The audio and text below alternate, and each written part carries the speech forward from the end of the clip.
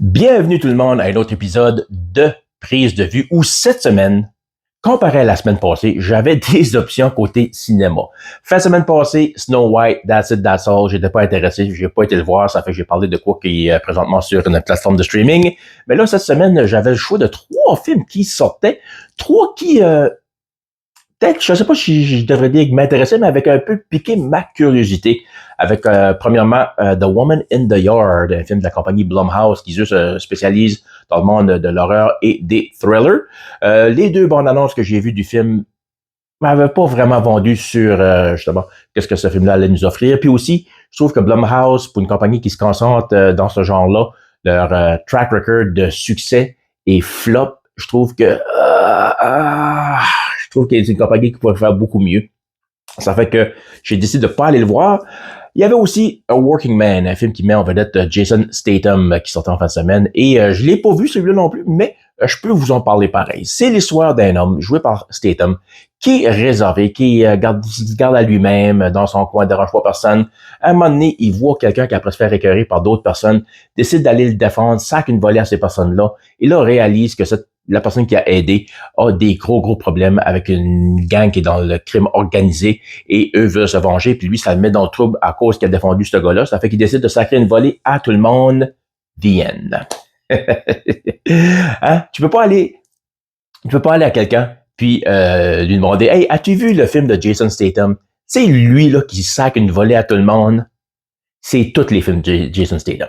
Pas que c'est mauvais. Écoute, son dernier film avant The Beekeeper, je l'ai vu sur Amazon Prime, puis j'avais bien aimé ça. J'étais dans le mood justement pour un film d'action, puis ça a livré la marchandise, puis je suis sûr que ce film-là fait la même chose, même que le film est en première place au box-office pour son premier week-end, parce que il n'y a pas grand compétition ces temps-ci. Et troisième film que j'ai décidé d'aller voir, c'est Death of a Unicorn. Une couple de choses qui m'intéressaient de ce film-là, en portant le titre, je trouvais ça original, ça piquait ma curiosité, et aussi c'était réalisé par la compagnie A24, qui est une petite compagnie de production cinématographique, un peu comme Neon, pas aussi gros que c'est Universal, Paramount, Sony, mais quand même qui s'amuse à nous offrir des films, des fois assez expérimentaux, qui vaut tout le temps la peine d'être vus. Ben, tout le temps. La plupart du temps. Ça fait que de ce côté-là, ça m'intéressait. J'ai regardé les résultats au box-office, puis est-ce que j'ai fait un bon choix pour aller voir ce film-là? C'est Box Office A Working Man est en première place, Woman in the Yard est en quatrième place et Death of a Unicorn est en cinquième place. Et je dirais que c'est une cinquième place, c'est quand même assez bien mérité parce que comme note, je lui donne la note de passage de 6 sur 10. Un film que je m'entendais pas à grand chose à quelque part, j'espérais d'être surpris, puis finalement j'ai été déçu. Un film quand même qui met en vedette Paul Rudd, Jenna Ortega, Taylor Leone, mais aussi en vedette Will Poulter, We're the Millers, et aussi Andy Carrigan. Andy Carrigan, qui est pas vraiment un acteur connu, joue plus des rôles secondaires autant à la télévision qu'au cinéma, mais chaque fois que je le vois, je le trouve tout le temps intéressant. Je trouve qu'il fait un bon job dans peu importe le personnage qu'il joue. Puis aussi, je trouvais qu'il avait fait un excellent job dans sa personnification de Victor Zsasz dans la série Gotham. Ça fait que j'étais curieux de le voir là, qu'est-ce qu'il allait offrir. Et le film... la prémisse, c'est un homme avec sa fille, Rod et Ortega, Elliot et Ridley, qui s'en va à une retraite d'une fin de semaine dans un gros chalet au milieu de nulle part en forêt, rencontrer une famille de millionnaires qui, eux, travaillent dans la pharmaceutique pour faire un deal pour pouvoir travailler ensemble, qui pourrait être intéressant pour eux, pour faire plus d'argent. Et en chemin, eh bien, frappe une licorne. Et là, il décide d'avorter la licorne avec eux autres, parce que, écoute, c'est pas tous les jours que tu vois une licorne dans le bois, hein? Et à un moment donné, à travers tout ça, lorsqu'il réalise qu'il y a une licorne, puis ça peut trop quoi faire avec ça, là, il s'aperçoit que le sang de la licorne a des pouvoirs quand même assez bénéfiques quand ça vient à guérir n'importe quoi. Et pour la famille de millionnaires, le père, lui, a un cancer qui est en phase terminale, décide de faire des tests sur lui et ça guérit son cancer. Et étant donné que c'est une compagnie pharmaceutique, eh bien, travaille sur la plan justement pour mettre ça sur le marché et devenir encore plus riche qu'il sent déjà. Et là, bien sûr, par contre, étant donné que c'est la licorne quand c'est un bébé licorne, eh bien, papa et maman licorne arrivent à un moment donné pour se venger et aller chercher leur bébé de nouveau. Ça fait que c'est pas mal ça, l'histoire du film. J'ai eu quelques problèmes avec le film en tant que tel. En partant, pour la nature du sujet, le film se prend beaucoup trop au sérieux et aussi c'est pas assez créatif. Avec un titre de même, je m'attendais de quoi d'un peu plus. Honnêtement, là, il y a des essais ici et là, mais à quel point ça réussit, ça varie. C'est là. En partant dans l'histoire, on installe les personnages de Elliot et Ridley en tant que Elliot est justement un homme d'affaires, un avocat, dont sa femme est morte quelques années passées et a de la difficulté à dealer avec ça. Et ce qui fait que sa relation avec sa fille Ridley Ortega, bien, elle n'est pas des plus bonnes. Ils ont de la misère à communiquer, ils sont pas capables de trouver un terrain d'entente pour parler. Puis on nous installe ça quand même assez tôt. Et là, quand on arrive au chalet pour voir la famille de millionnaires, là, eux, on les installe comme une famille narcissique, aucune sympathie, aucune empathie pour la société. Tout ce qu'ils pensent, c'est à faire de l'argent. Et là, le problème, c'est qu'on surfe sur cette information-là beaucoup trop longtemps. Scène après scène, c'est soit que Elliot et Ridley sont après assassinés parce qu'ils sont pas capables de s'entendre l'un avec l'autre.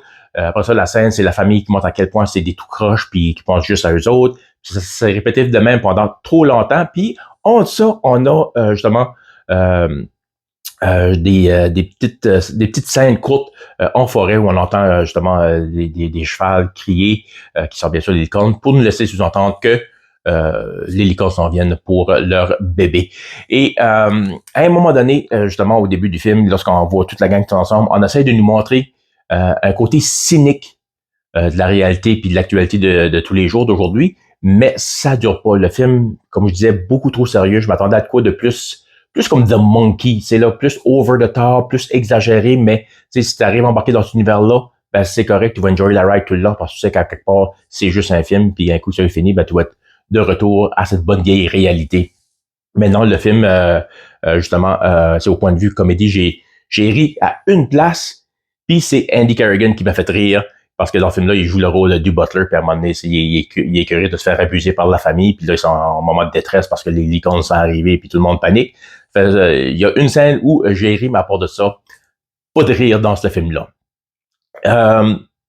Aussi, justement, au côté des effets spéciaux, je ne sais pas si avoir des gros noms comme les acteurs qui étaient là, ça a pris trop du budget pour les effets spéciaux, mais le CGI, là, le look des licornes est réussi, le visuel est raté. Tout le long, chaque fois que tu vois une licorne, que c'est les deux parents, que c'est le bébé, tu vois 100% que c'est du CGI. C'est vraiment, pas que l'effort est pas là, je pense que c'est justement qu'ils n'avaient pas le budget pour faire mieux. Ils ont trop payé les acteurs, les actrices qui ont engagé, puis il n'y avait plus rien pour les effets spéciaux après. D'après moi, c'est ça mon hypothèse de ce film-là. Quand l'action pogne, si on peut dire action, quand les licornes arrivent, ils commencent à tuer, on commençait par tuer des personnages secondaires au début. J'ai trouvé ça correct. Au moins, c'était pas comme The Crow l'année passée, le reboot, où le film, pendant les 2 premiers actes, c'est du blabla avec un petit peu d'action, puis au troisième acte, pouf, ça devient carrément un film d'horreur. Oui, il y a des moments graphiques, des moments gory, mais pas si intenses que ça. Ça fait que ça défait pas le rythme que le film a installé depuis le début. Tu sais, là, ça chiffre pas de gear, ça va pas de 0 à 60 en 3 secondes. Tu sais, là, ça fait que c'est correct. Tu sais, là. Et autre chose aussi, Richard E. Grant joue le rôle de Odell, le père de la famille riche. Et honnêtement, j'aurais vu quelqu'un comme Christopher Walken jouer ce rôle-là. Question de la delivery des lignes, je pense que ça aurait été de quoi de assez unique. Mais Walken, qui aujourd'hui, même en ce 31 mars, célèbre ses 82 ans. Je ne sais pas s'il était disponible, mais je pense que ça aurait été encore un peu plus intéressant. Pas que Richard E. Grant fait une mauvaise job, mais chaque fois que je jouais le personnage, j'imaginais Christopher Walken faire la delivery de la ligne, puis je sais pas, quelque part, je pense arrêter un peu plus intéressant. La manière que le film finit aussi, ça finit sur une bonne note, mais à quelque part aussi, tu te poses la question, qu'est-ce qui se passe avec les personnages? On dirait c'est vraiment flou ce côté-là, puis des fois, il y a des films qui vont faire des fins, en fait, pour que tu te fais ta propre fin, mais on dirait que ce film-là, c'est juste, ok, ben là, qu'est-ce qui va se passer après? Mais ça, c'est weird, là, tu sais.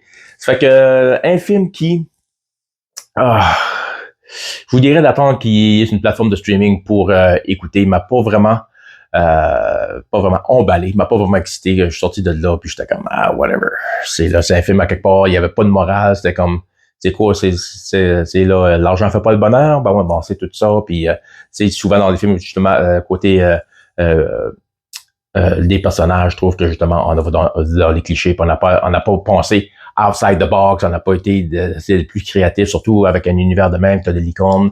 Ça, on nous a apporté comme le passé des licornes qui finalement, nous autres, quand on pense tout le temps que c'est des chevals glorieux avec une corne, puis qui volent dans le ciel, puis qui chient des Skittles. Mais là-dedans, il parle vraiment que finalement, c'est des démons, puis on devrait se méfier des licornes. Mais en tout cas, Death of a Unicorn, 6 sur 10, puis après, vous l'avez vu, sur une plateforme de streaming, vous allez être capable de passer à autre chose. C'est certain. Yes! Semaine prochaine, j'ai déjà mon film pour, justement, la prochaine épisode de Prise de Vue qui va être Minecraft. Minecraft basé sur un jeu vidéo très, très populaire auprès des... j'allais pas dire des jeunes, mais je suis sûr que les plus vieux jouent aussi. Je vais le voir parce que mon fils, mon plus jeune, veut aller le voir. Je suis quand même curieux. Le film en vedette Jack Black et Jason Momoa. Je dirais pas des légendes de Hollywood, mais quand même des gros noms. Puis ces deux acteurs-là, habituellement, aiment s'amuser quand ils travaillent sur des films. C'est pour ça qu'ils font n'importe quoi. Puis ils s'enjoy. Ça fait que ça pourrait être quand même assez intéressant. Fait que c'est ça que je vais vous parler de la semaine prochaine. Ça fait que là-dessus, eh bien, je vous dis salut!